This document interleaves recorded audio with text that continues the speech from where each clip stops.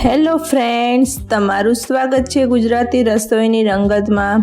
આજે આપણે બનાવીશું ઉનાળાની ગરમીમાં શરીરને ઠંડક આપે તેવું વરિયાળીનું શરબત।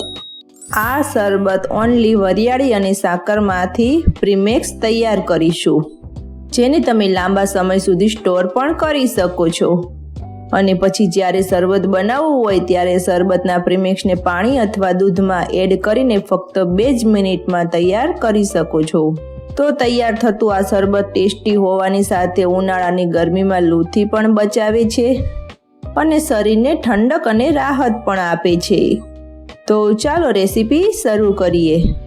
તો હવે વરિયાળીનું શરબત બનાવવા માટે મેં અહીંયા જે ઝીણી વરિયાળી આવે છે તે 1 વાટકી જેટલી લીધી છે।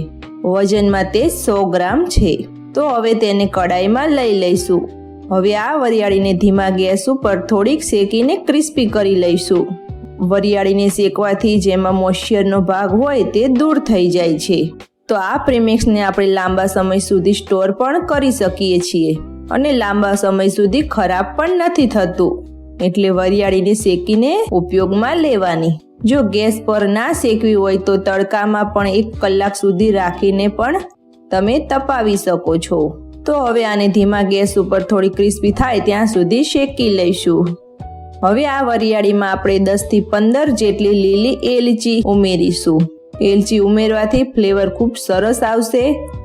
અને હવે આ બધું સરસ રીતે શેકી લઈશું। તો હવે 2 થી 3 મિનિટ થઈ ગઈ છે અને વરિયાળી એકદમ સરસ રીતે ક્રિસ્પી થઈ ગઈ છે। તો હવે ગેસ બંધ કરી દઈશું અને એકદમ સરસ રીતે ઠંડુ થવા દઈશું। આ વરિયાળીને વધારે બ્રાઉન નથી કરવાની, 2 થી 3 મિનિટ જ શેકવાની છે। હવે આને પ્લેટમાં કાઢી લઈશું એટલે જલ્દી ઠંડી થઈ જાય। હવે આમાં અડધી ચમચી જેટલા મરીના દાણા ઉમેરી દઈશું। તો હવે આપણી આ વરિયાળી એકદમ સરસ રીતે ઠંડી થઈ ગઈ છે। તો હવે અહીંયા 1 મોટી ચમચી જેટલા ખસખસના દાણા ઉમેરીશું। એલચી ઉમેરવાથી શરબતમાં ખૂબ સરસ ટેસ્ટ આવશે અને મરી અને ખસખસ તે આપણા શરીરને ગુણકારી છે, એટલે આ બંને ઉમેરવાનું છે। હવે આપણે જે વાટકીથી વરિયાળી લીધી હતી તે જ વાટકીથી 1/2 વાટકી જેટલી સાકર ઉમેરીશું।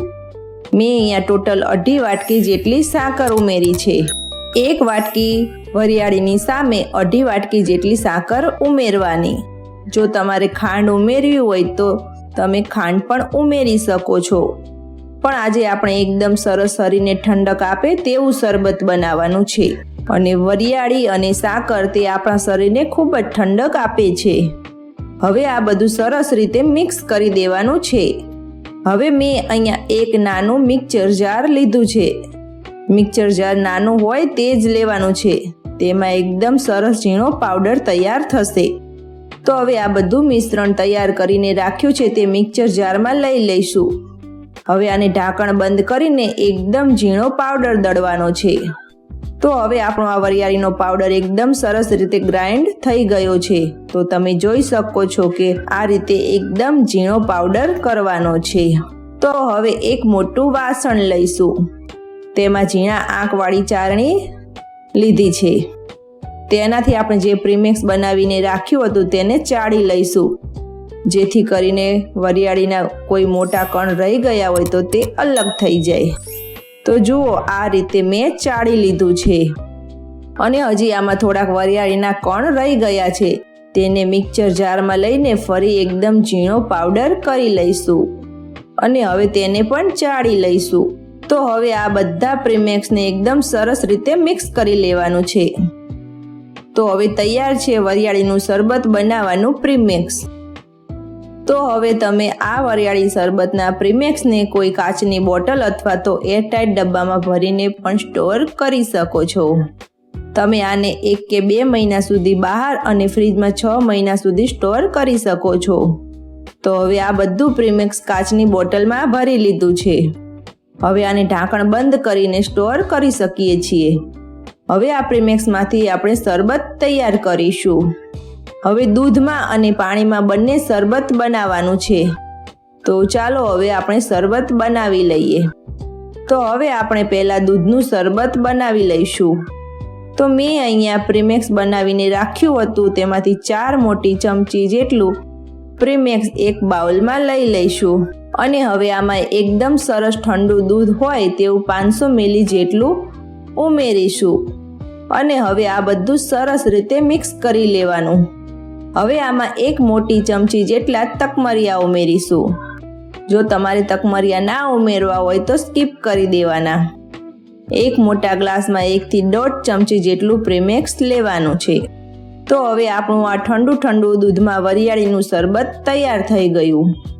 હવે આને સર્વિંગ ગ્લાસમાં લઈ લઈશું અને ઉપરથી જો તમારે બરફના ટુકડા ઉમેરવા હોય તો તમે પણ ઉમેરી શકો છો.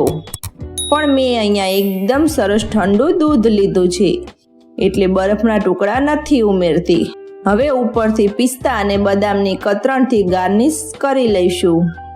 તો તૈયાર છે આ દૂધમાં વરિયાળીનું શરબત.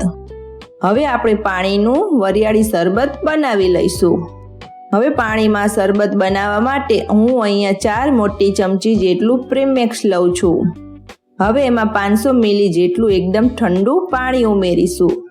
હવે આ બધું સરસ રીતે મિક્સ કરી લેવાનું. હવે 1 થી 2 ચમચી જેટલા તકમરિયા ઉમેરી દઈશું. હવે આ બધું સરસ રીતે મિક્સ કરી દઈશું. વરિયાળીનું પ્રીમેક્સ પાણીમાં એકદમ સરસ રીતે મિક્સ થઈ જાય છે. હવે આપણે આમાં થોડાક બરફના ટુકડા ઉમેરી દઈશું. તો હવે આપણું આ પાણીમાં શરબત બનીને તૈયાર થઈ ગયું છે.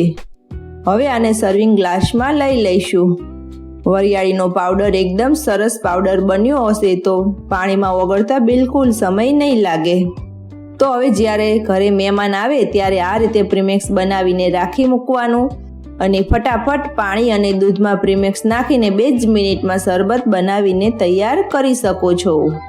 તો આ રીતે તમે ઘરે જરૂરથી ટ્રાય કરજો. હવે આપણે વરિયાળીના પ્રીમેક્સમાંથી લીંબુ શરબત બનાવી લઈશું. તો હવે 1 ગ્લાસમાં 1.5 ચમચી જેટલું પ્રીમેક્સ લઈશું અને 1 મોટી ચમચી જેટલા તકમરિયા ઉમેરીશું. સાથે 1 મોટી ચમચી જેટલો લીંબુનો રસ ઉમેરી દઈશું અને અડધી ચમચી જેટલું શેકેલા જીરાનો પાવડર ઉમેરી દઈશું. હવે 1 થી 2 ચપટી જેટલો મરીનો પાવડર ઉમેરીશું.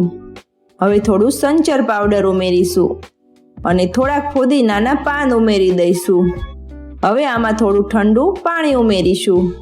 તો તૈયાર છે વરિયાળીનું લીંબુ શરબત. હવે આપણે ઉપરથી લીંબુની એક સ્લાઇસ લગાવી દઈશું.